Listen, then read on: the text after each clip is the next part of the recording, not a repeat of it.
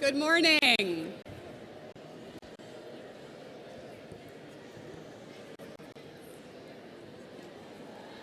Good morning. Oh, thank you.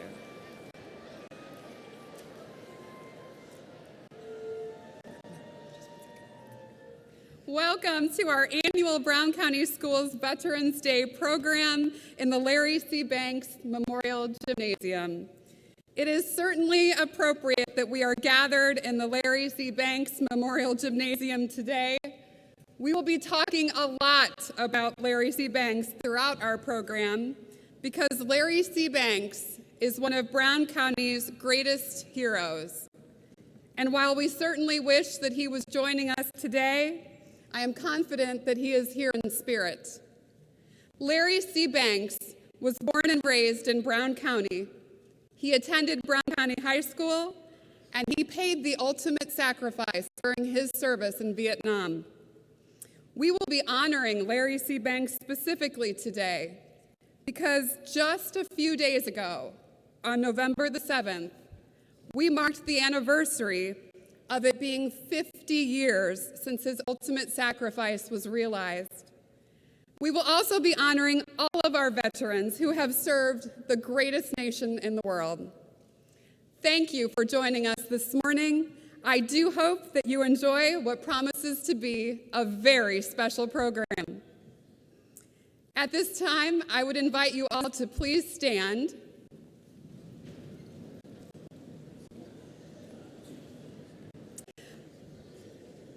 At this time, we'll be welcoming our most honored guests. Please join me in welcoming them as Mr. Brian Galm introduces each era of service. Mr. Galm. I'll be introducing the veterans by era of service. As the banner for World War I advances, please remain silent to remember the fallen.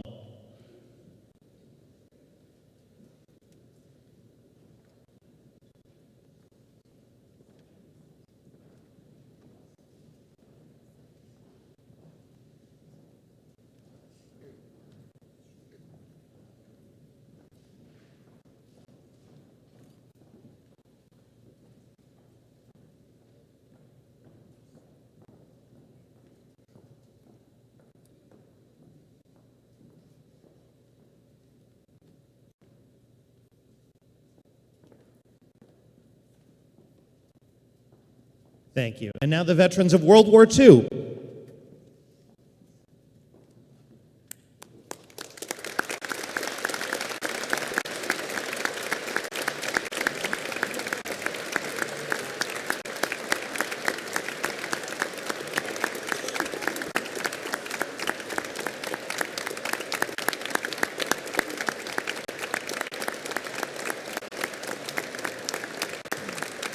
And the veterans of Korea.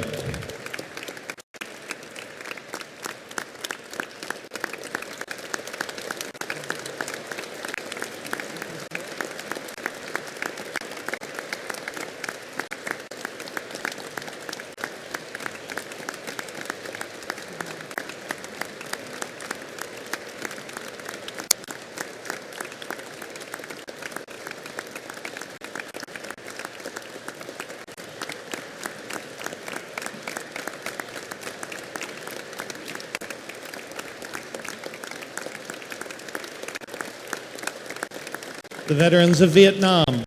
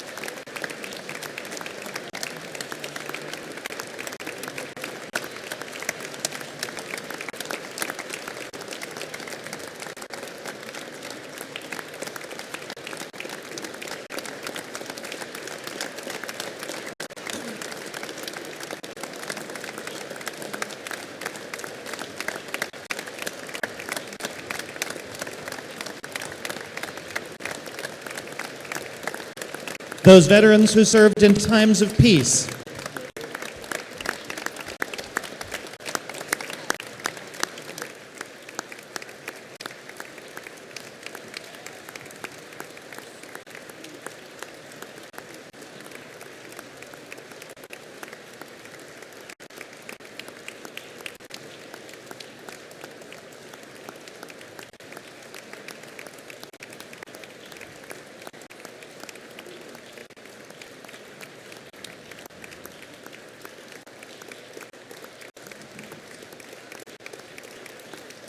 veterans of the Persian Gulf, Iraq, and Afghanistan,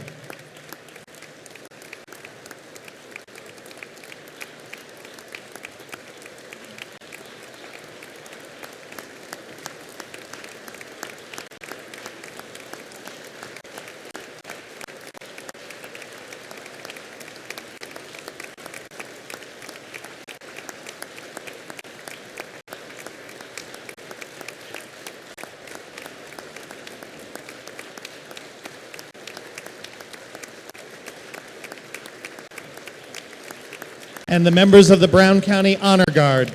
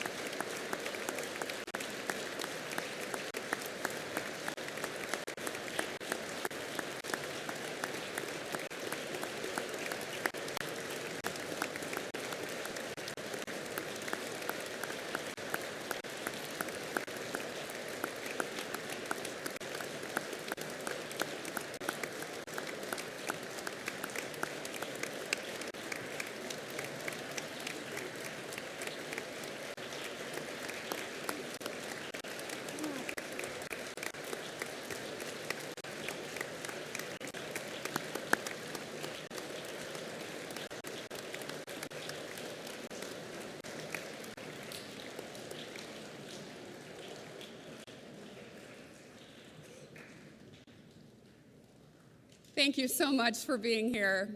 I would invite you all this morning to please stand. At this time, our Boy Scout Troop 190 will be posting the colors. Once the colors have been posted, this will be immediately followed by our national anthem that will be performed by the Brown County High School Combined Choirs, and then we will immediately go into the Pledge of Allegiance, led by the president of the Brown County High School History Club, Tanner Bowman. Boy Scouts, please post the colors.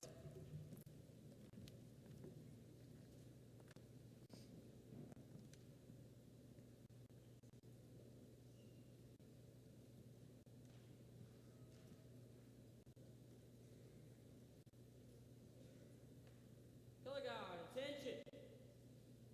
Color guard, advance.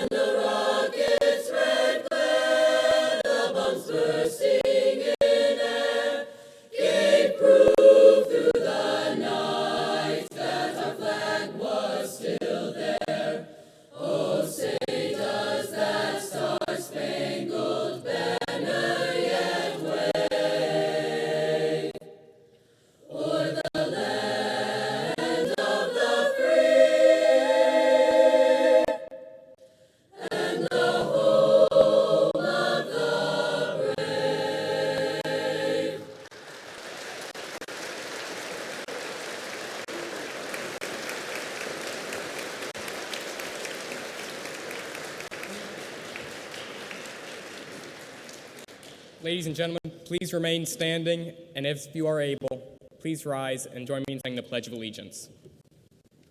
I pledge allegiance to the flag of the United States of America and to the republic for which it stands, one nation, under God, indivisible, with liberty and justice for all.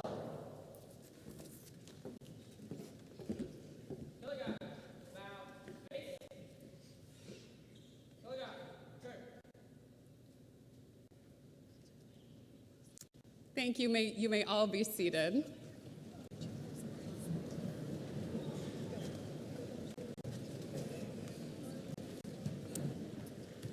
We have some special recognitions that we would like to honor before we officially begin our program. First off, we are delighted to be able to welcome the widows of any veterans who are with us here this morning. If you are a widow of a veteran, would you please stand as we honor you?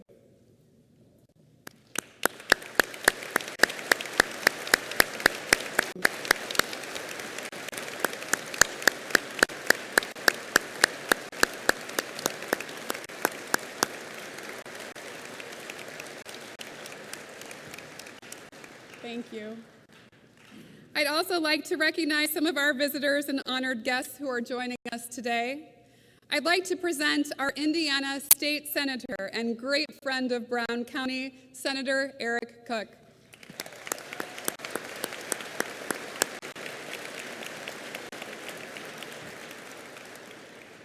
I'd also like to present to you all today's keynote speaker, Lieutenant Colonel David Endress.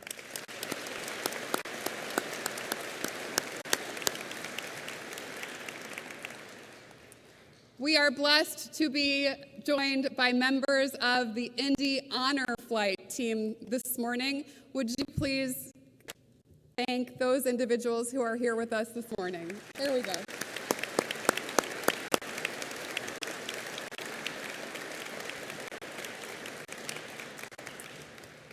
We are so grateful to be joined by our school board members. We are joined by all of them today. Thank you to Board President Stephanie Kreitzer, Vice President Judy Hardwick, Secretary Carol Bowden, and members Steve Miller Jr. and Marlene Barnett. Could we please thank them at this time?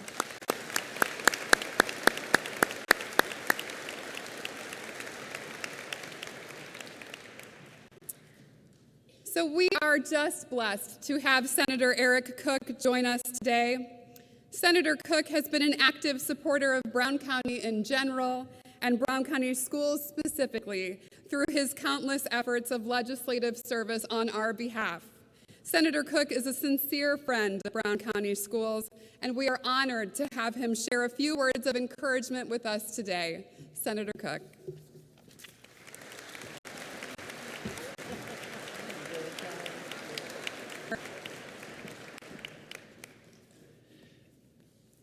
Well, thank you, Superintendent Hammock, distinguished veterans, enlistees, students, community members, and honored guests.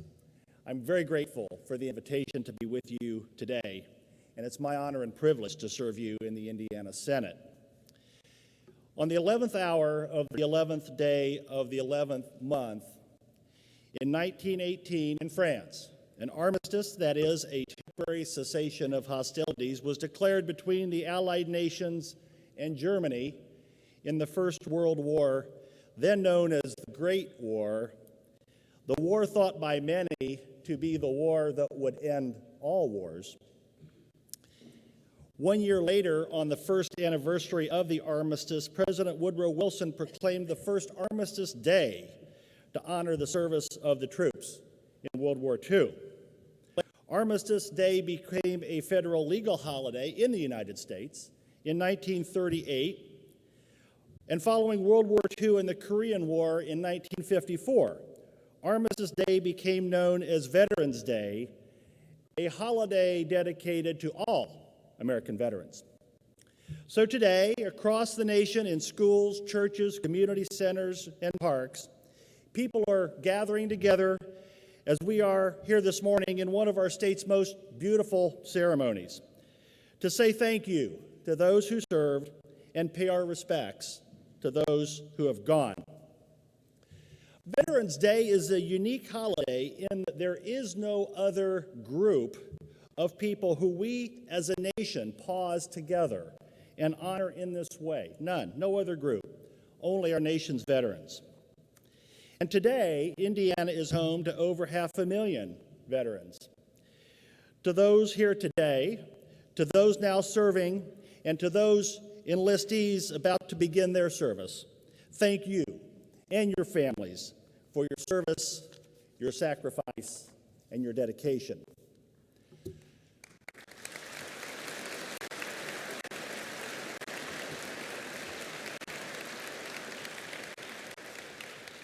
We must also never forget a very special group of veterans, symbolized by the empty chair in front of me, draped with a black and white flag.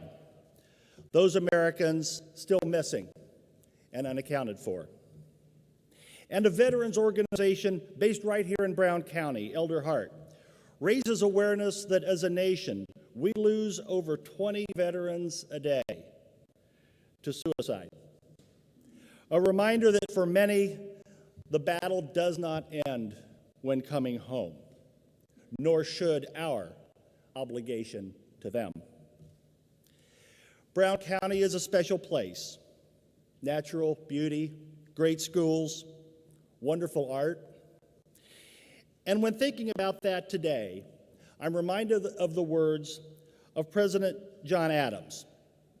During the Revolutionary War, in a letter to his wife Abigail on May 12, 1780, he wrote, "I must study politics and war so that my sons may have the liberty to study mathematics and philosophy.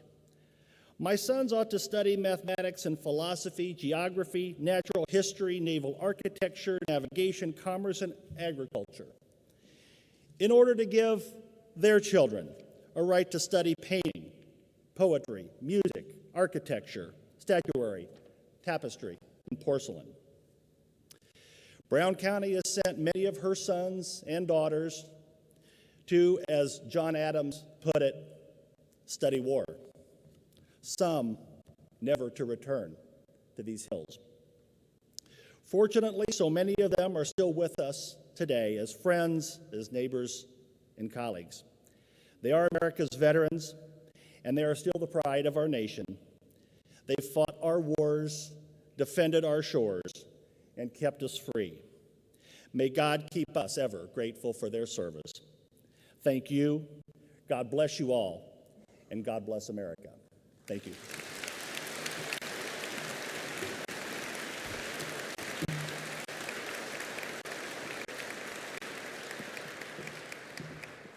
Thank you, Senator Cook.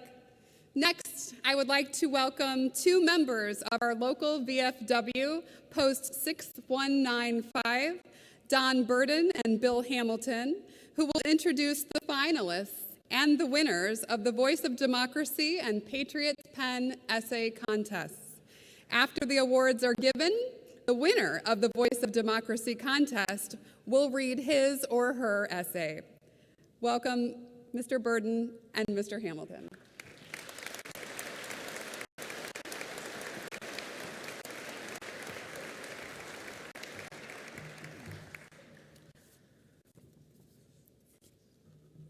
I want everybody to know that when we grade all the essays, we have no idea who they are. They're sight unseen, and so we try to make it a lot more honest, if you want to call it that. But we have no idea who we are reading and who we are judging. This year, on Patriot's Pen, we only had 2 entries. Wish we had a lot more, but their essay was America's Gift to My Generation. And when I call your name down, please come down, and immediately after the program, I will need you to come back down so we can take pictures where your entry will be sent on to our district, and hopefully we'll get some winners like we did last year from district. And from district, they go to the state. From state, they go to national. A national winner for Patriots Pen wins $1,000, as well as an all-expense paid trip to Washington, D.C. for their parents as well as the winner. Voice of Democracy winner goes the same way, only they will earn last year they earned a $30,000 scholarship. So it behooves all high school students, if you're interested in going to college, to participate, and maybe you can win one of the scholarships. So, Patriots Pen, I will hand out a certificate. My senior vice, Bill Hamilton, is going to hand out the medals that goes along with these.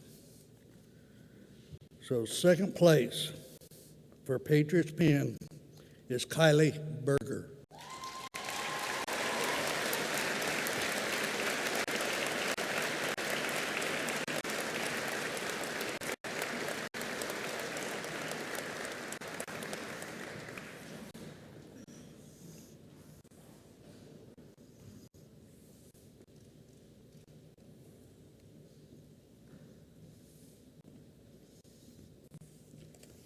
Congratulations, young lady.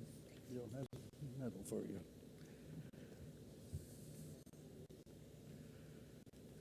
First place, Patriots Pen, goes to Savannah Poley.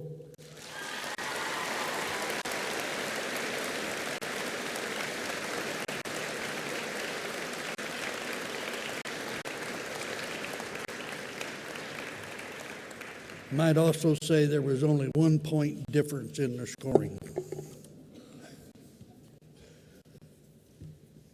Congratulations, young lady.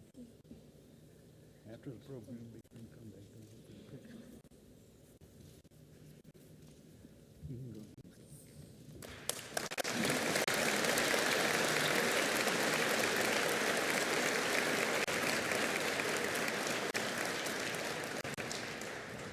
Our Voice of Democracy,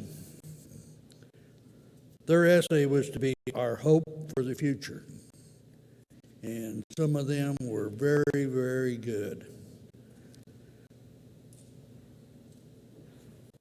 Our third place winner, who will receive a certificate, a medal, and a check from Post 6195, as well as being entered then into our district contest for hopefully more money.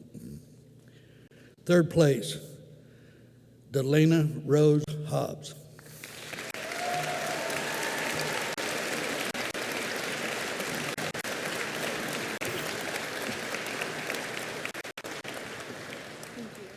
Thank you.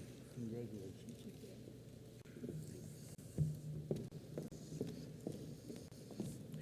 Second place, excuse me, goes to Allison R. Stogsdill.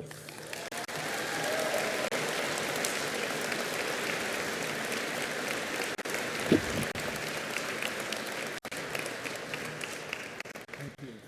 Congratulations.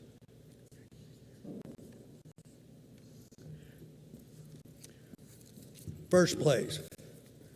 I know he's been sitting up here beside me. That's why I wanted to let everybody know I had no idea when we graded who was going to win. But first place goes to Tanner Boba.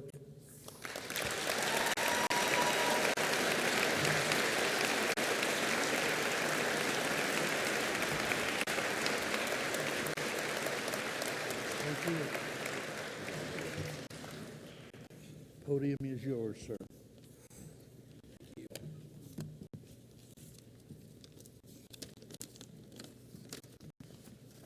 Thank you, and bear with me. In 1776, our founding fathers set a precedent in world history breaking free from the persecution of England and signing the most famous document in world history, the Declaration of Independence. In the hopes of trying to better the future of their new country, these elite gentlemen created a government unlike any other, framing the new government to contain a bicameral legislature, an executive leader elected by the people, for the people, and a Supreme Court to balance the power between the other two branches.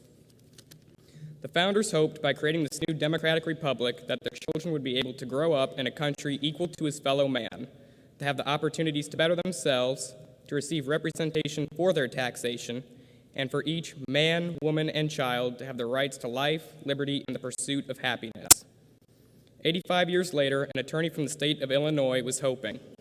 Abraham Lincoln, 16th President of the United States, was fighting a civil war, stating that a house divided against itself cannot stand. Lincoln hoped to reunite the country and to settle his countrymen's differences for the greater good. Lincoln also hoped to accomplish a feat deemed impossible at the time of the founders: free the slaves. Through his hope, Lincoln was able to lead the Union Army to victory, emancipate the slaves, and reunite the country. Lincoln was able to end the war and reunite the Union. Anxious and hopeful to rebuild the country he loved, Lincoln looked forward to the future. However, assassination led the great emancipator to his grave on April 15, 1865. Saddened by the murder of their president, the people had one thing Lincoln left them: hope, and the drive to reunite and reconstruct themselves, and to become better than the nation had ever been before. 1932. A newly elected President Franklin Delano Roosevelt struggles to come up with a solution to the Great Depression his country struggles with. With half of the nation's banks closed and unemployment close to 30%, Roosevelt looked to his faith and his country and instituted a plan he hoped would help: the New Deal. By investing in his country, Roosevelt is able to pull his country out of the greatest depression the United States had ever known. With the country in recovery, Roosevelt looks ahead and hopes to further the extent of recovery. However, a surprise attack on the nation's anchored Pacific Fleet forced those plans to be abandoned, killing 2,402 Americans. Now faced by an empire of ruthless might, Roosevelt began strengthening the United States Armed Forces, commissioning American companies to build the vital equipment needed for war. Knowing he was facing an uphill battle, Roosevelt hoped and looked toward his faith in his countrymen to defend their nation and to rid the world of evil. Although Roosevelt never lived to see the end of the war, all his hopeful visions became a reality. The Americans were able to defeat the autocratic government of Nazi Germany and destroy the Empire of Japan. As an added bonus, due to the war effort and limited workforce stateside, America's economy had recovered from the Depression with an unemployment rate of 1.9%. Franklin Roosevelt's hope became a reality. It was a calm morning. The sky was a bright blue with not a cloud in sight. As commuters were bustling to their jobs, they turned their heads to the sky to the sound of roaring jet engines and deafening explosions. The World Trade Center had been attacked. Meanwhile, unbeknownst to the rest of the country, another hijacked plane was en route to the northeast, United Flight 91. Aware of the hijackers' plans, several brave Americans attacked the hijackers in an effort to retake control of the plane. Unfortunately, the plane and its passengers all perished. America grieved after 9/11 and vowed to kill the men that planned the bloodiest attack on American soil that killed 2,977 innocent men, women, and children. Once America learned the story of United 93, it filled Americans with a sense of hope that you may knock us down, we will get right back up again. Within a few years, plans were presented for a new tower called One World Trade Center, standing 1,776 feet tall, a symbol of America's hope for the future and our resilience to stand right back up again. Today, the year is 2017. I am a 16-year-old male growing up in the United States of America. As we stand now, my hope for America is to once again stand as one, united. I hope for an America that treats its veterans with respect and honor they deserve, to fight for our rights and freedoms. I hope for an America that can work together for the common good of the people. I hope for a strong America, an America that has the power to defend itself from all enemies, foreign and domestic. I hope for an America that is not scared to work for what it wants, and to work for a better, greater future for ourselves and for our young. Thank you, and God bless the United States of America.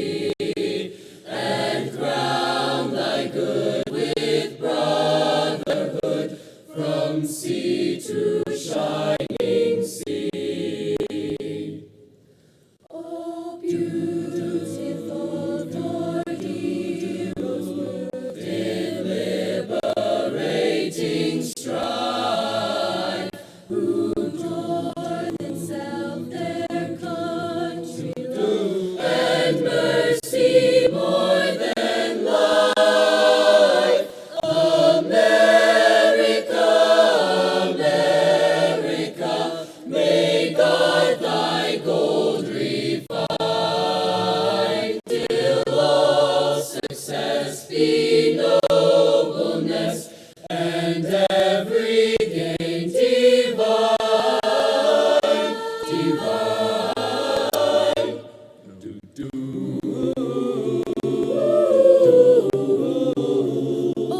beautiful for patriot dream that sees beyond the years. Thine alabaster cities gleam, undimmed by human tears.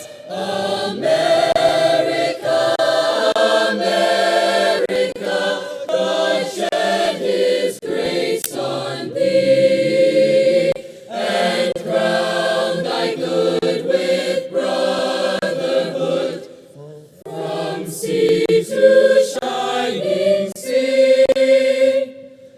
America,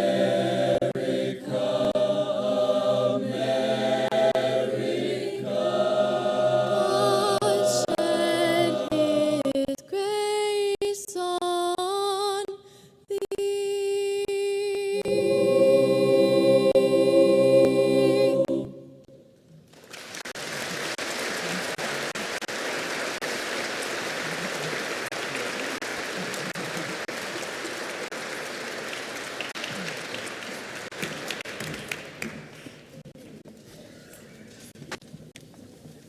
Next is a very special time in our ceremony because this is the time we get to recognize our high school students who have made the very important decision to enlist in the military. We are very proud of these 3 students that we will recognize in just a moment. We're proud of all of our boys and girls, that's for sure, but a decision to enter the military as the next step in your career is a brave one, and it is one for which we are extraordinarily proud. Students, please stand as I read your names and we recognize you. Keegan Daniels, the United States Army.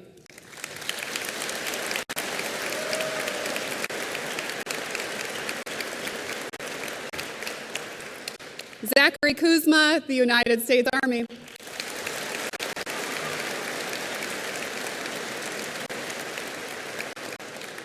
Seth Matlock, the Army National Guard.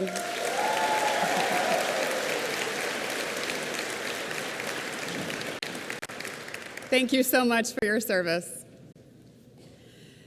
Next, we have one of our favorite parts of our program. Our wind ensemble will play one of our favorite tunes, and our junior high school and high school choirs will sing The Pride of America. Veterans, when you hear the song that represents your military branch, we invite you to stand as we celebrate your branch of service.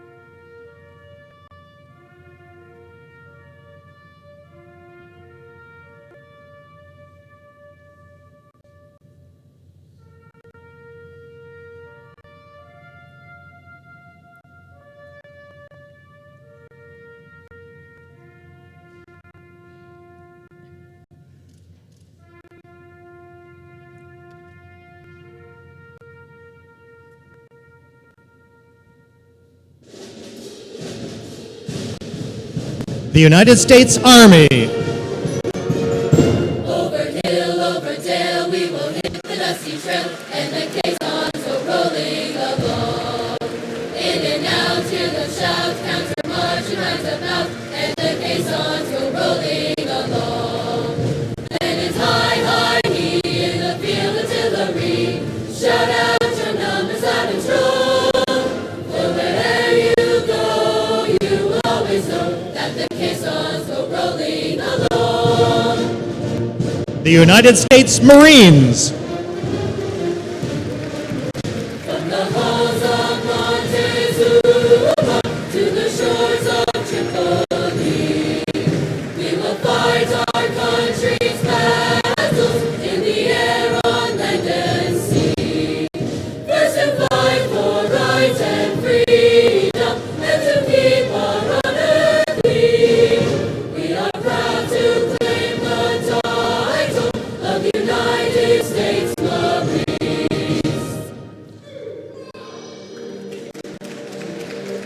United States Navy.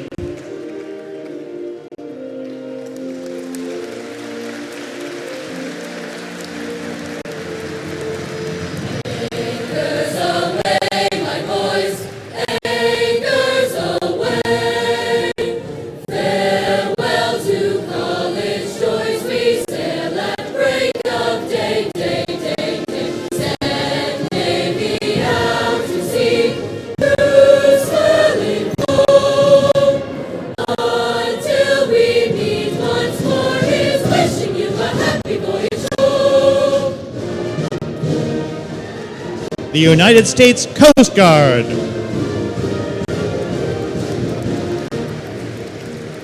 We're always ready for the call. We place our trust in thee. Through surf and storm and howling gale, high shall our purpose be.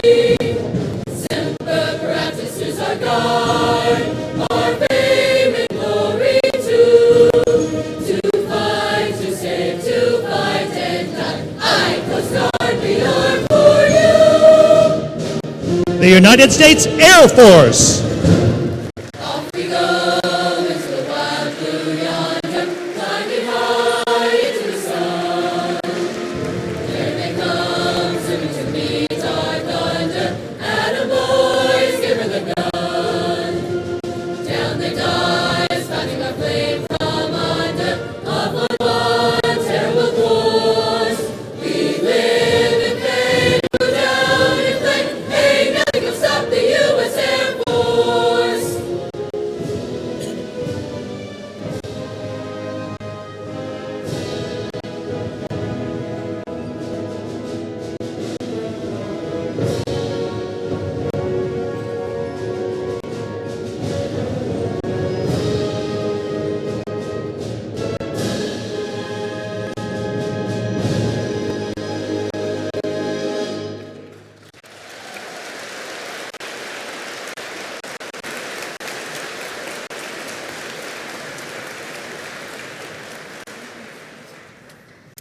I heard our friends from the Marine Corps cheer quite loudly on that one. It's fitting since today, November the 10th, is the official birthday of the Marine Corps. Happy birthday to the Marine Corps.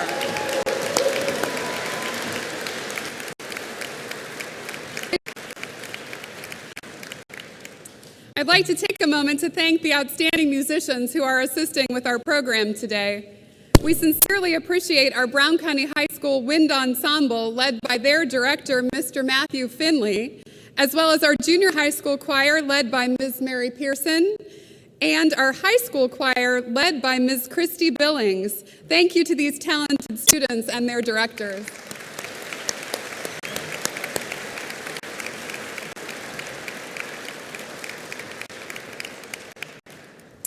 We have a very special club at Brown County High School. It is our Brown County High School History Club. I would like to introduce the sponsors of this club, Ms. Alicia Adams and Mrs. Alicia Adams and Mrs. Emily Llewellyn, who will tell you a little bit about the activities of this club, and they will also introduce you to several of their members who will be telling you about a very special project that we will be sharing with you today. Mrs. Adams and Mrs. Llewellyn.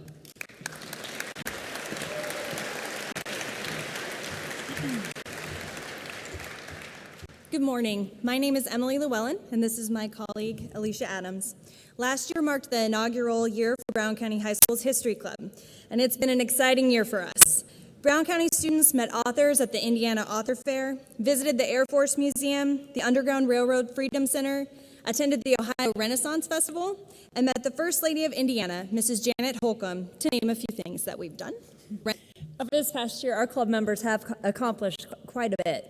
Likely, two of our proudest accomplishments, though, included many sitting right here in this room.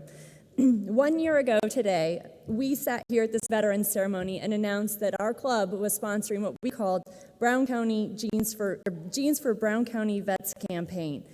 This club raised $560 for our local VFW post because our employees donated money in order to wear jeans for 1 week at school. Those dollars supported the improvements to the Veterans Memorial adjacent to the courthouse. This year, we'd like to extend these efforts to all of you here. In the gym lobby after this ceremony, our club members will be shaking some canisters, trying to collect funds for our local VFW post.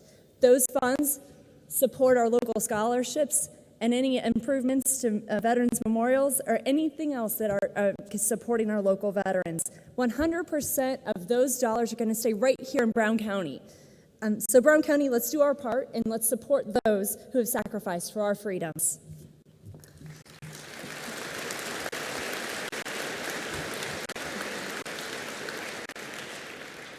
Additionally, over the past year, History Club students interviewed over a dozen local veterans and submitted their stories to the Library of Congress in Washington, D.C., preserving our local history on a national level. Isn't that amazing? The veterans sitting before you and many others in the community told their stories to our students, leaving lasting legacies and unforgettable memories for our students. We had kids that were crying, kids that were super excited to be a part of this. They were very happy to take part in preserving your history. This preservation of local history led two club members to their latest project. I would like to introduce you to Mackenzie Dunnick and Faith Eady.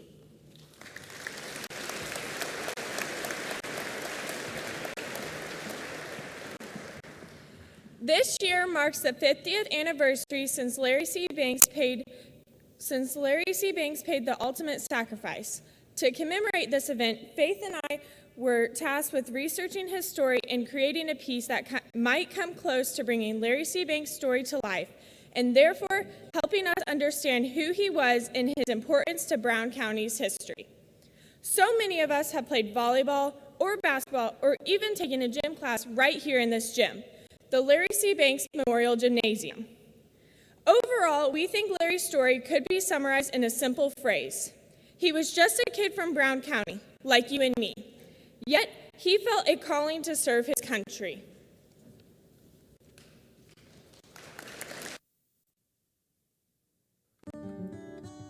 Brown County High School's Larry C. Banks Memorial Gymnasium plays a larger role in our community than just being a gym. It's a place where high-stakes basketball games are played and won, where volleyball players challenge each other, where we cheer, where we compete, where we get pumped for big games, and where we learn valuable lessons from others. This is a place where students embark on the next stage of their life, and where we celebrate those who have sacrificed so much for our freedoms. All of these important and memorable moments took place and will continue to take place in the Larry C. Banks Memorial Gymnasium. But who was Larry C. Banks?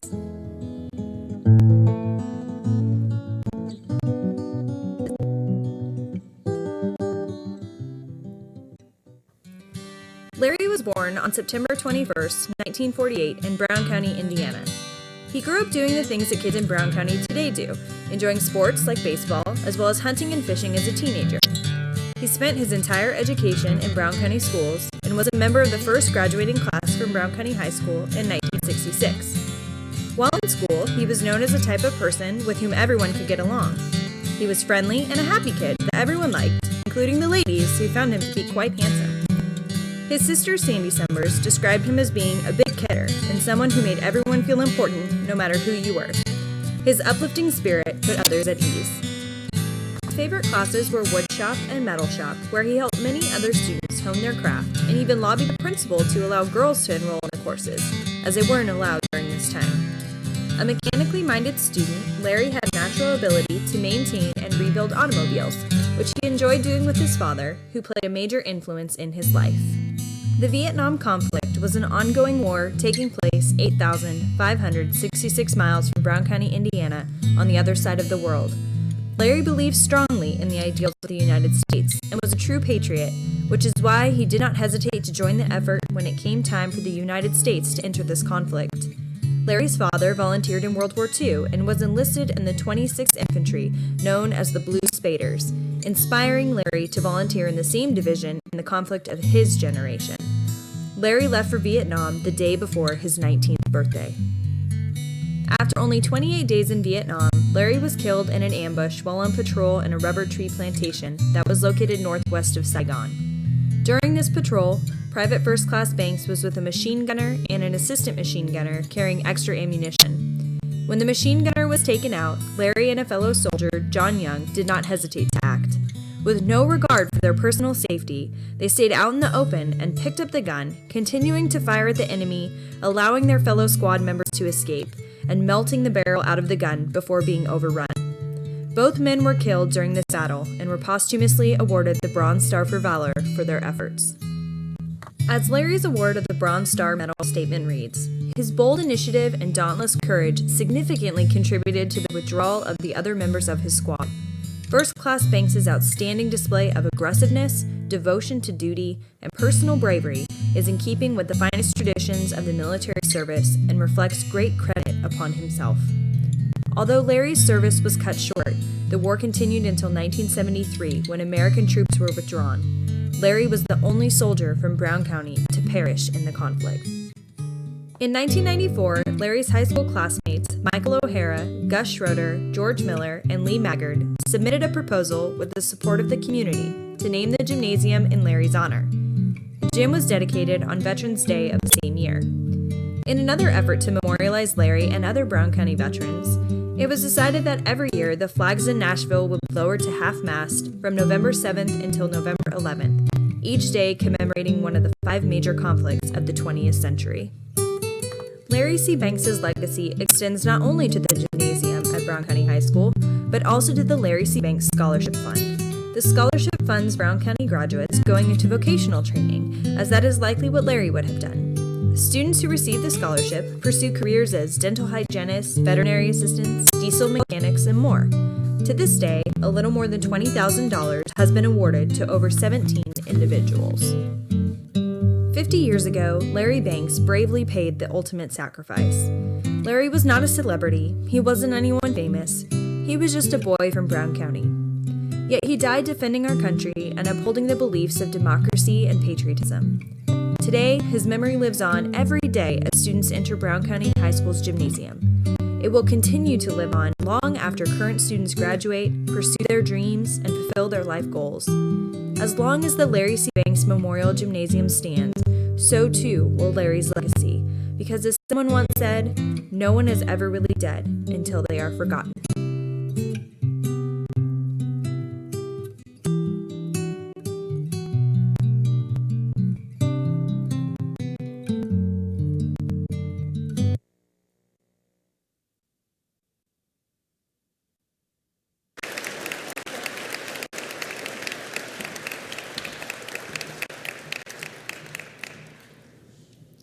I had the opportunity to watch that video before it was shown, and I'm struck by the incredible ability of our students. That was put together by our Brown County History Club, and it was magnificent. Thank you so much.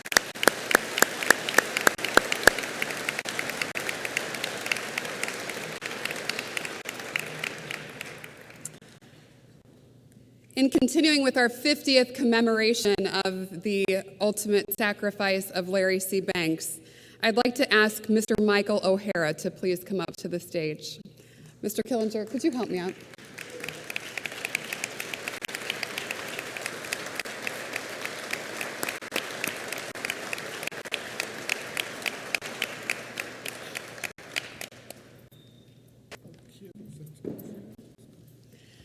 Sir, I am confident that across the world today, there is no better best friend than you. You have stood as a champion for your best friend for the past 50 years, and there is no greater honor than that. Brown County Schools stands in awe of the work that you have done to ensure that the memory of your best friend, Larry C. Banks, is forever remembered, treasured, and honored for generations to come. As we mentioned at the beginning of today's program, just a few days ago, on November 7th, 2017, we had the occasion of commemorating the 50th anniversary of the ultimate sacrifice of your best friend, Larry C. Banks. In order to commemorate the 50th anniversary, we wanted to share with all who pass through Brown County that this is the Larry C. Banks Memorial Gymnasium. And as you can now see from State Road 46, we raised new signage that shows the world that this is Brown County High School And even more important, this is the Larry C. Banks Memorial Gymnasium.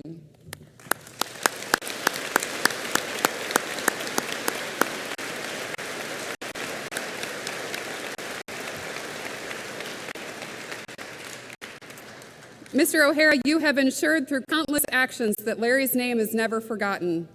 To illustrate this, I wanted to tell you a story about how this sign is already making an impact. I was walking out of church this past Sunday, and a gentleman came up to me, and he shared that he had helped raise the sign on our gymnasium. And I thanked him, and I said that it looked great, because it does. And he immediately asked, "Who is Larry C. Banks?"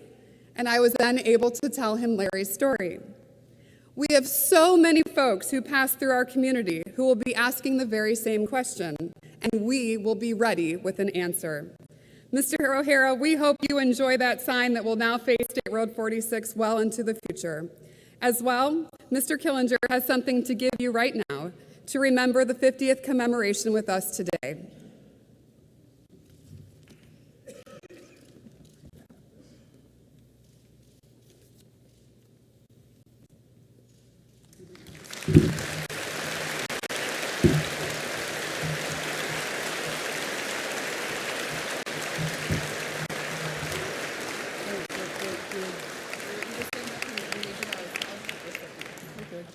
One second.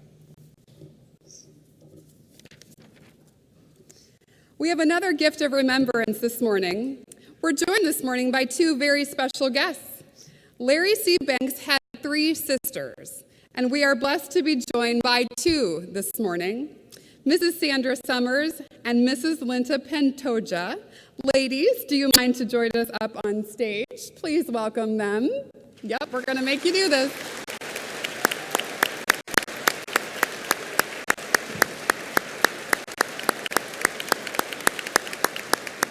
Oh.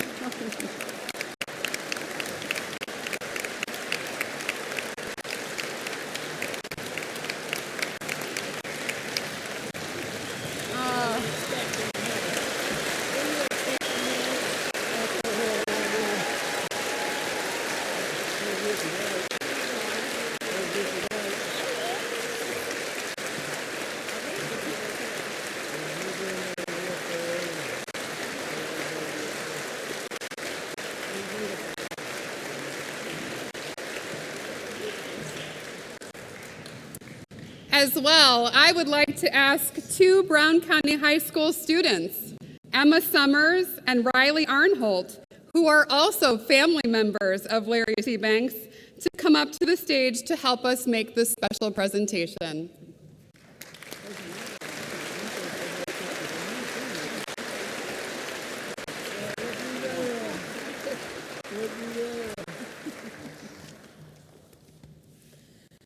Hello, my name is Emma Summers, and this is my cousin, Riley Arnholt. Larry C. Banks was our great uncle. His sister, Sandra Summers, is our grandmother. Our grandma's interview was incredibly important in creating the documentary that you just watched. She provided many of the references regarding Larry's character. Larry's memory is kept alive through stories told by our grandmother, as well as her sisters, Linda and Kathy, and those who knew Larry. Grandma and Aunt Linda are here with us today, and we would like to thank them for sharing their memories of Larry with us and help keep his legacy alive.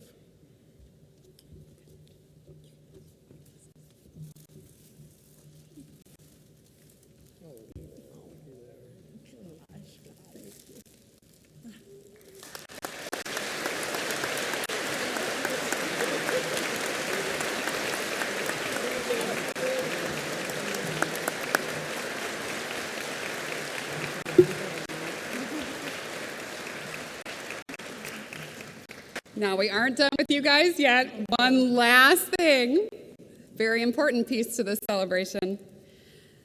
So Mr. O'Hara and the family has worked tirelessly in order to ensure that the Larry C. Banks Memorial Scholarship is given to students who are in need. The scholarship has touched the lives of 19 young people. 19 young people, that is just magnificent. We have invited the recipients of this scholarship to celebrate in the 50th commemoration with us today. I'd like to invite those recipients up to the stage if you don't mind. Please stand. Come on up.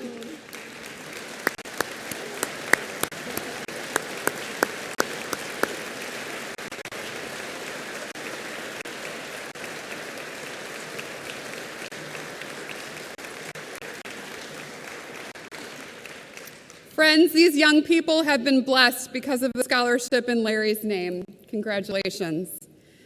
I don't know much, but I'm pretty confident about one thing. I do believe that Larry Banks is smiling down on all of you from heaven right now. Thank you.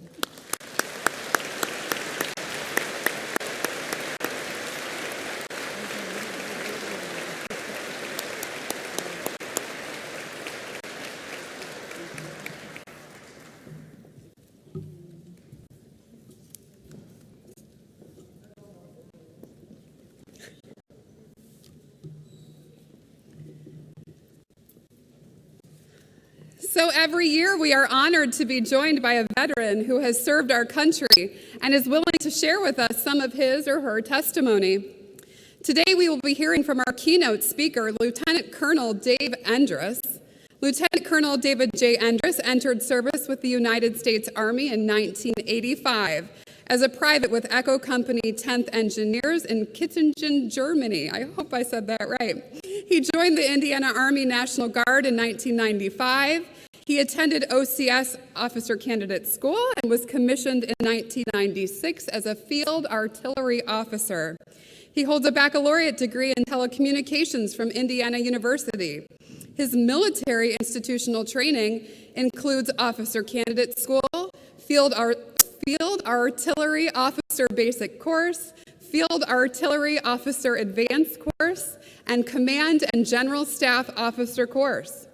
His duty assignments include Battery Fire Support Team Chief, Battery Fire Direction Officer, Company S1 Personnel Officer, Company S3 Operations Officer, Company Commander, Battalion S3 Operations Officer, Battalion XO Executive Officer, MACOM S1 Personnel Officer, and is currently serving as the 81st Troop Command G3 Operations Officer.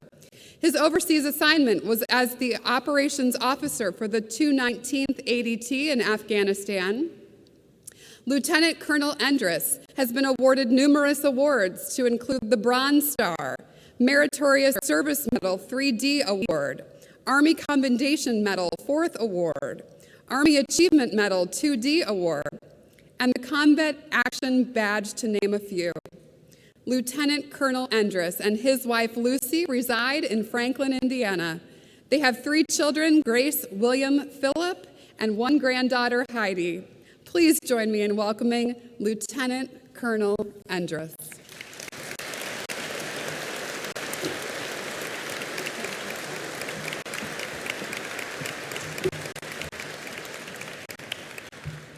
Good morning, and thank you for the nice introduction. And before I begin with my remarks, I just want to tell a quick story of how I started my military career. As you heard, back in 1985, I was dating, at the time, my now wife, Lucy, and I said, I would like to join the military. What do you think? She said, well, go check it out. So I got a hold of the local Army recruiter. He showed me this great video of some engineers. They were wearing a hard hat, building buildings, and I thought, well, that'd be kind of neat. I could use that skill later in my life. So I joined. Went to basic training, found out it was a combat engineer, nothing like the video. Then I also found out that they were going to send me to Germany, so I had to make a phone call to my girlfriend and said, hey, I just found out I'm going to Germany for 2 years. We can either get married or probably never see each other again. So she dropped out of college, married me, and went to Germany. And I think finally, after 31 years of marriage, your family's let me out of the doghouse and accepted me now. So, but that's how I started my military career. It's an honor to be here today and to be part of your Veterans Day program. When your principal, Mr. Killinger, asked me to be a guest speaker, I wanted to come up with a topic that would cover all veterans in all branches of service. So instead of talking about my career or my deployment, I came up with the topic that would be more appropriate for Veterans Day, and what would be more appropriate than talk about the history of Veterans Day. So I hope you take away something new from this that you didn't know before. Okay?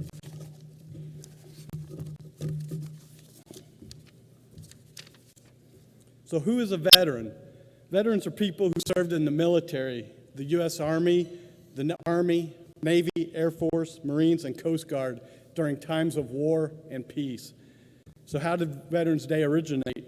Back in World War I, it started in 1914 with the Allied powers of Great Britain, France, Russia, Italy, Japan, and eventually the U.S. in 1917, fighting the Central Powers of Germany, Austria-Hungary, and the Ottoman Empire. On the 11th hour of the 11th day of the 11th month of 1918, the Allied powers and the Central Powers agreed to an armistice.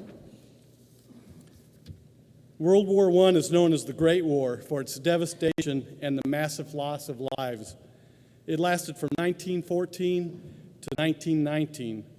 An armistice, ceasing of hostilities, was set for November 11th, 1918 at 11 a.m. That is the 11th day of the 11th month. You can see on the picture the last 2 minutes of fighting in France is pictured at 10:58 a.m. A year later, in 1919, President Woodrow Wilson signed legislation proclaiming the first Armistice Day. Originally, he envisioned a 2-minute period of silence nationwide. He also envisioned there be parades and celebrations to honor and commemorate our fallen war heroes. President Wilson announced, "To us in America, the reflection of Armistice Day will be filled with solemn pride in the heroism of those who died in the country's service, and with gratitude for the victory, both because of the things from which it has freed us and because the opportunity it has given America to show her sympathy with peace and justice in the councils of the nations." A year later, the U.S. is not only a nation to commemorate Armistice Day. In 1920, France created a Tomb of the Unknown Soldier as a way to honor those who were buried in nameless graves. You can see a picture of that there. It lies beneath the Arc in Paris, and this type of tradition began in Denmark in 1858. It was also done after the Civil War in the U.S. On November 11th, 1920, the United Kingdom also created a Tomb to the Unknown Soldier, and it lies within Westminster Abbey, a famous cathedral. In the fall of 1921, the United States Congress passed legislation creating our Tomb of the Unknown Soldier at Arlington National Cemetery. Like the memorials in France and the United Kingdom, this is a way to recognize and honor our fallen heroes of war whose bodies were buried without being identified. That same fall, Congress passed another law. It declared November 11th, 1921, a legal federal holiday to honor all those who had participated in the war, both living and dead. Pictured is President Woodrow Wilson on Armistice Day in 1921. In 1926, yet another resolution. Congress authorized the President to proclaim annually the observance of Armistice Day. But our Constitution allows states the right to determine what holidays they observe. In the 20s and 30s, most states observed November 11th as a holiday. And pictured is President Calvin Coolidge speaking on Armistice Day in 1926 at Arlington National Cemetery. Raymond Weeks of Birmingham, Alabama, organized a Veterans Day parade for that city on November 11th, 1947, to honor all of Americans' veterans for their loyal service. Later, U.S. Representative Edward Reese of Kansas proposed legislation changing the name of Armistice Day to Veterans Day to honor all who have served in America's armed forces. On June 1st, 1954, President Dwight Eisenhower signed a law that called for a name change. U.S. war veterans had served not only in World War I, but also World War II and the Korean War. and the new observance would now be called Veterans Day. In 1968, Congress passed a Monday holiday law. Holidays like Veterans Day, Memorial Day, and President's Day would be celebrated on Monday from then on. Veterans Day was changed to be the fourth Monday in October, beginning in 1971. Initially, from 1971 to 1975, almost all 50 states adopted the Monday holiday. In 1972, Louisiana and Wisconsin reverted to the November 11th date. In 1974, Kentucky was the first of many states, particularly in the South, to follow suit and change Veterans Day back to November 11th. And one by one, it's a common embrace, and by 1975, so many states reverted to the November 11th date that the U.S. Congress changed the national law, and starting in 1978, Veterans Day returned to November 11th.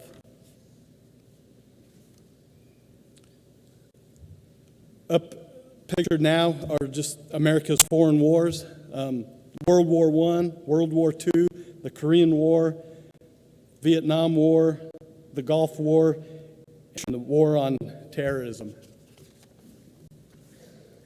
Next slide. Not too many people know that Indianapolis devotes more acreage than any other U.S. city to honoring our nation's fallen, and is second only to Washington, D.C. in the number of war memorials. And if you have the opportunity, there is just north of the Circle up in Indianapolis, a place called the Indiana War Museum. If you have the opportunity to get up there, check that out. In the basement, they have a museum that shows every single conflict, every single war in our history, from the Civil War to present. And then also upstairs, there is a shrine that's unbelievable to see, to honor all the fallen soldiers. So if you have an opportunity, get up to Indianapolis and check out all the monuments honoring all the veterans. And what can you do on Veterans Day? So what I would say to you is to take the time to talk to a veteran, because as of now, there are no more World War I veterans. So take the opportunity to reach out and learn from the World War II veterans, the Vietnam veterans, the Korean conflict veterans. And Veterans Day is a time to honor all who are willing to sacrifice their lives to serve. And how can you show your gratitude? Just some of the questions to think about going forward on Veterans Day. Thank you.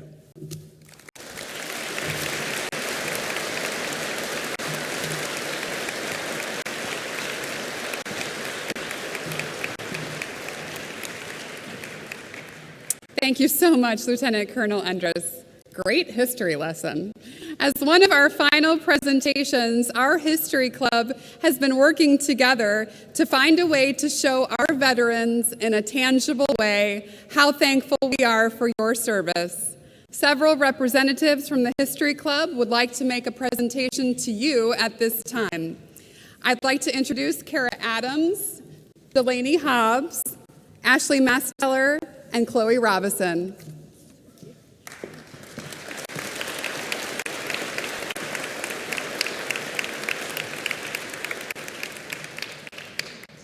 Good morning. As we pause to honor all Americans who have served in our armed forces, especially those who gave their last full measure of devotion to our great country, words escape us. We owe them and their families the simple grace of saying thank you. We wanted a tangible way to express our thanks. Brown County High School, junior high, and intermediate school students would like to present to you this banner. Additionally, all of the elementary schools created thank you cards. Please accept these gifts from Brown County Schools.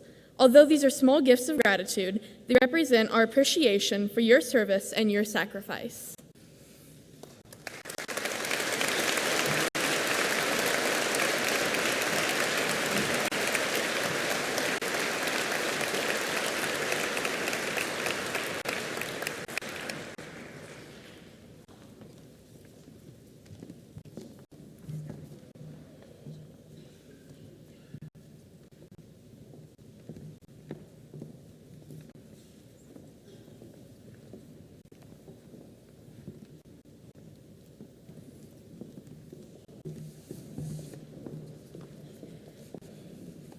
At this time, we'll be moving into one of our favorite parts of our program. This is where we will hear God Bless the USA.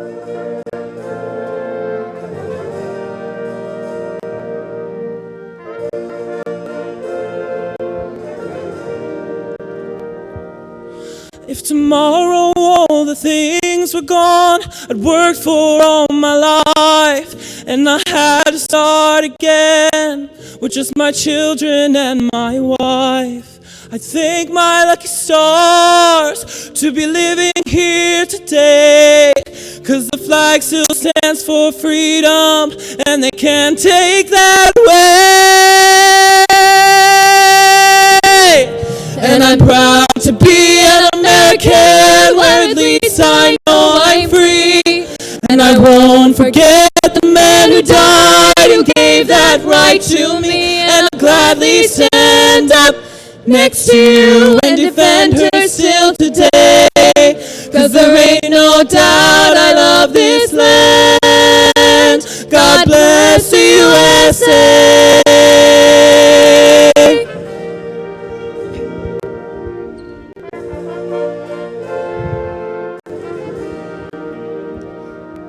From the lakes of Minnesota to the hills of Tennessee, across the plains of Texas, from sea to shining sea, from Detroit down to Houston and New York to LA.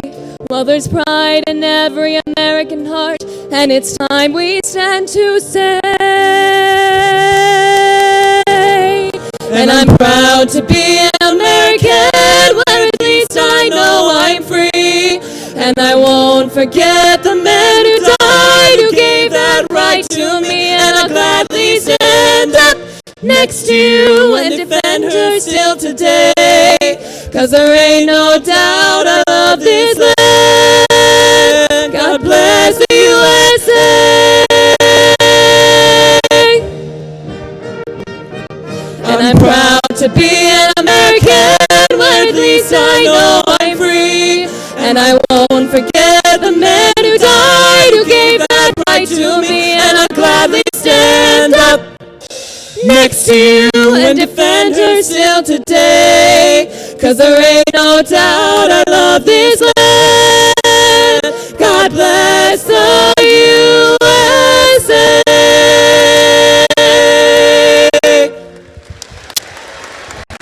Thank you, guys.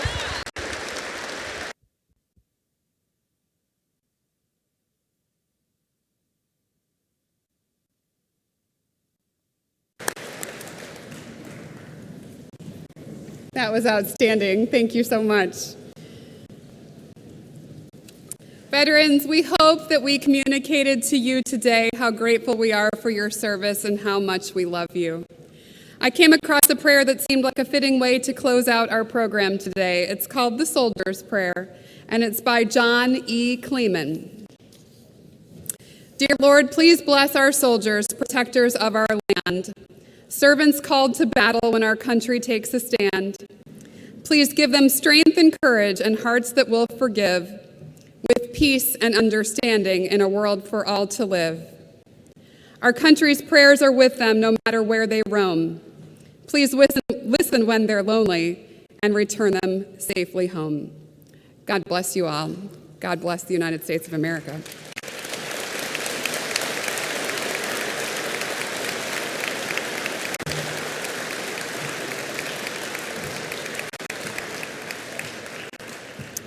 And at this time, I would like to invite the Boy Scouts from Troop 190 up to formally retire our colors.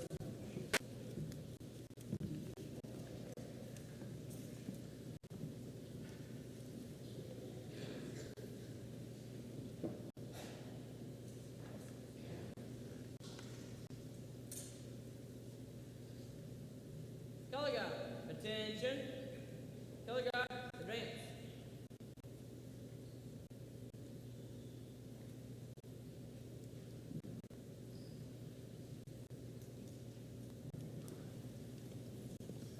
Color guard, hold.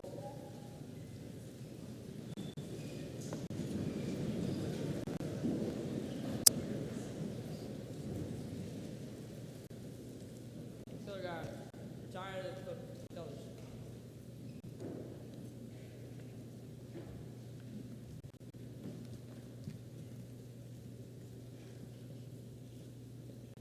Scout salute. Those who are not in uniform, please place your right hand over your heart.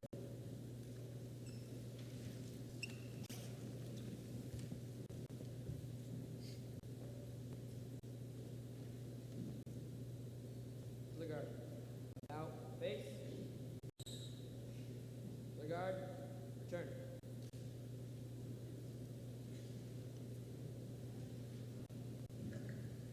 Two. Color guard. Hold. Eddie. You may be seated.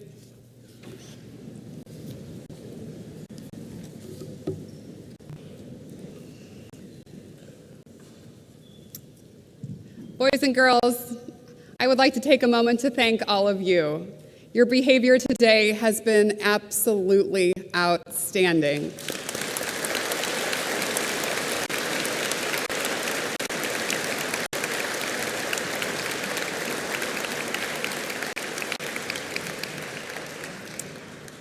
Veterans, when the music begins, our students will greet you and they will dismiss you by rows to the auxiliary gym where you will have your picture taken.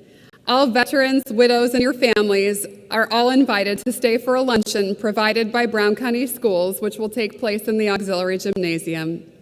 Thank you so much for being here today. Thank you so much for your service. God bless you all.